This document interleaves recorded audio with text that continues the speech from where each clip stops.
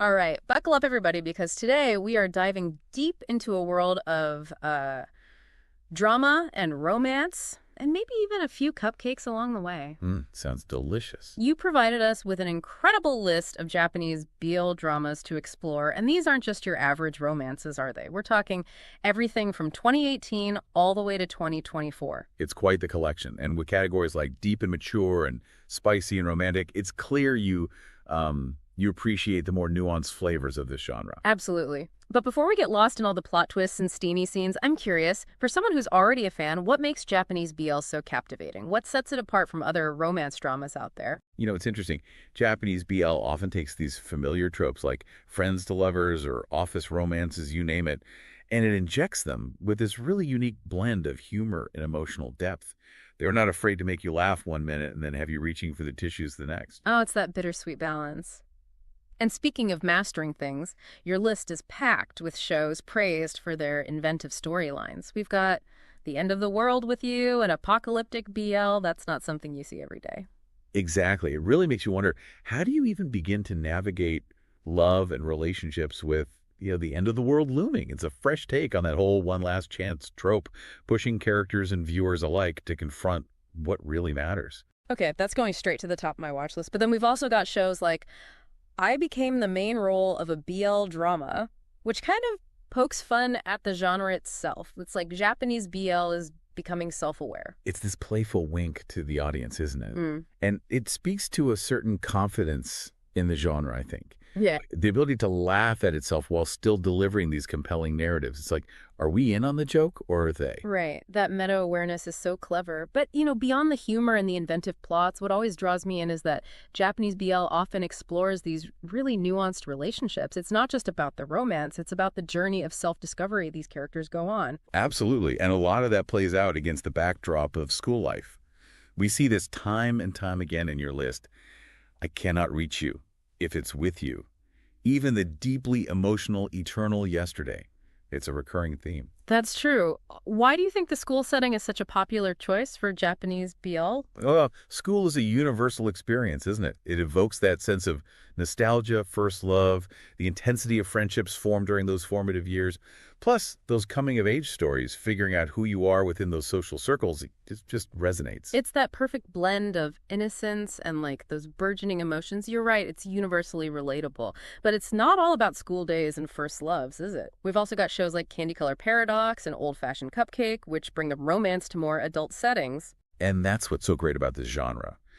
It's not confined to one specific age group or social context. We get those lighthearted, nostalgic high school romances, but also the complexities of adult relationships, workplace dynamics, and even some really thought-provoking social commentary woven in. It's a genre that truly offers something for everyone.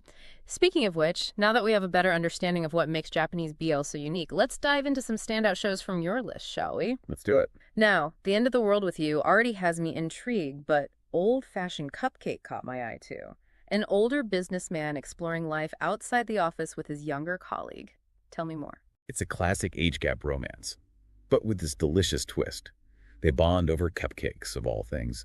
And beneath the frosting and sprinkles, it seems to explore those universal themes of self-discovery and breaking free from societal expectations. Okay, that's brilliant. I love how Japanese BL finds these quirky and heartwarming ways to explore deeper themes. Exactly. It's not always what you expect, which is part of the fun. Now, speaking of unexpected, Eternal Yesterday, while set in a school, is anything but a typical high school romance. It's a tearjerker for sure, but it's considered one of the most masterfully crafted BL dramas out there. And the description calls it breathtakingly beautiful, even amidst the grief. I'm sensing a theme here. Japanese BL doesn't shy away from heavier emotions. You're absolutely right. And it's that willingness to tackle a spectrum of emotions, from lighthearted comedy to profound sadness, that gives these stories such depth. It allows for genuine human experiences to shine through, even within a genre that often celebrates the fantastical nature of love. I love that. It's about finding those moments of real connection, regardless of the setting or the circumstances. And sometimes those connections spark in the most unexpected of places, like in Candy Color Paradox with its tabloid journalists and undeniable chemistry. Ah, yes. The enemies to lovers trope rears its delightful head again. A classic. It's a classic for a reason, right? Yeah. That push and pull, the banter, the slow burn as they realize their feelings, it just works. It's the drama, the tension. And in this case, with them both being journalists, it adds a whole other layer of intrigue.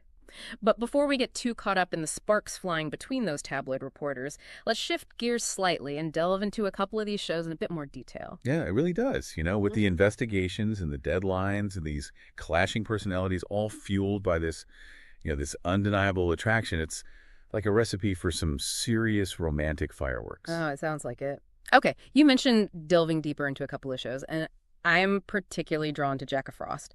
The whole amnesia angle, rediscovering love, there's so much potential for like some real emotional depth there. Absolutely. Jack of Frost seems to really delve into, like, the rawness of memory and the fragility of trust. It makes you think, how do you rebuild a relationship when the foundation itself is uncertain?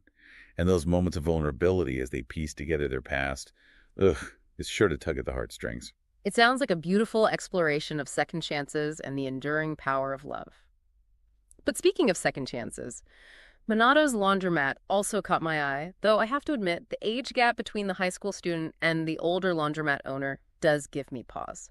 It's understandable to feel that way. The source material itself, acknowledges the potential for discomfort with this particular trope. And it's a good reminder that Japanese BL, while often lighthearted, doesn't shy away from tackling those more complex dynamics. Exactly. And I appreciate that the source material doesn't shy away from that either. It's a reminder to engage with all media thoughtfully.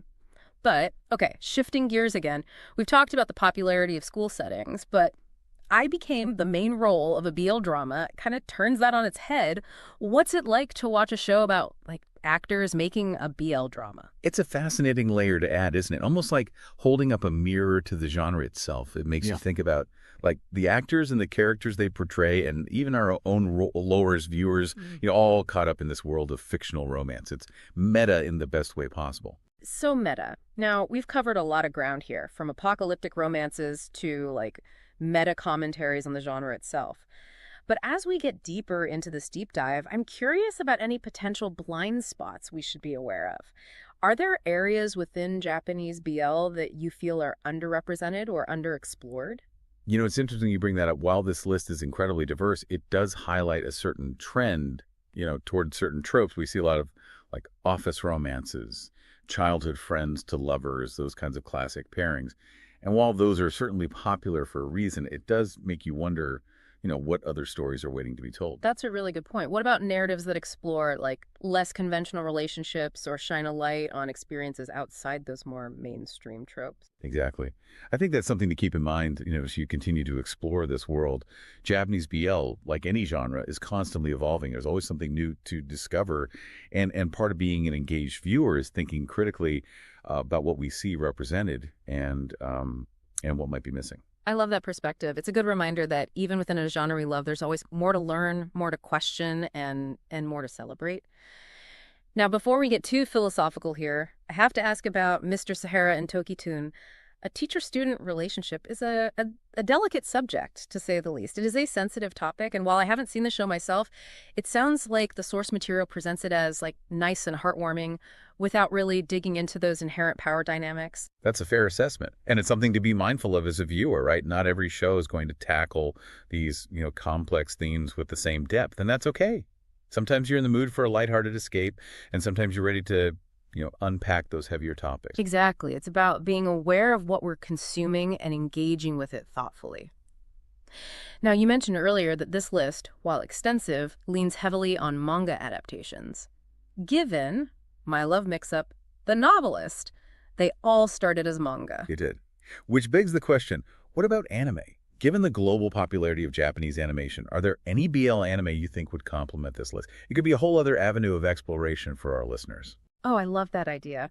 Branching out into a different medium, but within the same genre. It's like taking something you love and viewing it through a new lens.